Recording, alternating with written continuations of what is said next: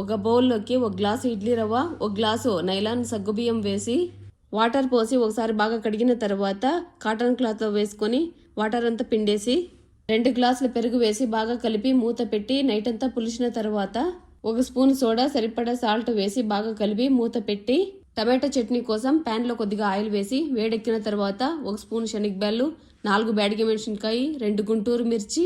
ఉద్దిపప్పు వేసి వేగిన తర్వాత 1 స్పూన్ జీలకర్ర, కట్ చేసి పెట్టుకున్న చిన్న ఆనియన్, కొద్దిగా గార్లిక్ వేసి వేగిన తర్వాత కట్ చేసుకున్న మీడియం సైజు 4 టమాటా వేసి బాగా కలిపి మూత పెట్టి 3-4 నిమిషాలు మగ్గిన తర్వాత కొద్దిగా చింతపండు, కొద్దిగా కొత్తిమీర, పుదీనా, సరిపడా సాల్ట్ వేసి బాగా కలిపి మూత పెట్టి 2 నిమిషాలు మగ్గిన తర్వాత స్టవ్ ఆఫ్ చేసి చల్లారే లోపల సగ్గుబియ్యం పిండిని ఇడ్లీ ప్లేట్లో వేసుకొని పాత్రలో పెట్టి 10 నిమిషాలు హై ఫ్లేమ్ మీద ఉడికిన తర్వాత స్టవ్ ఆఫ్ చేసి చల్లార పెట్టుకున్న టమాటోల్ని మిక్సీ జార్లో వేసి నైస్గా రుబ్బి తిరగబాత వేసి చట్నీతో సర్వ్ చేసుకుంటే సగ్గుబియ్యం ఇడ్లీ టమాటో చట్నీ రెడీ.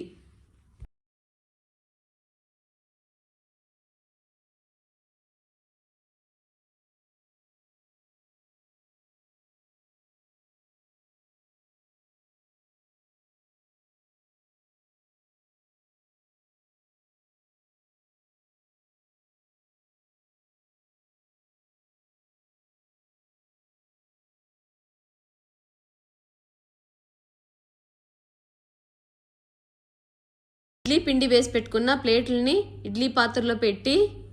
మూత పెట్టి హై ఫ్లేమ్ మీద 10 నిమిషాలు ఉడికిన తర్వాత స్టవ్ ఆఫ్ చేసి 2 మినిట్స్ వదిలేసి వేయించి చల్లారబెట్టుకున్న టమాటోని మిక్సీ జార్లో వేసి రుబ్బిన తర్వాత ఒక బౌల్లో వేసుకుని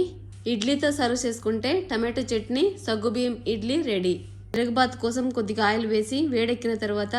1 స్పూన్ ఆవాలు, తుంచి పెట్టుకున్న ఎండుమిరపకాయలు, కొద్దిగా కరివేపాకు వేసి వేగిన తర్వాత రుబ్బి పెట్టుకున్న చట్నీలో వేసి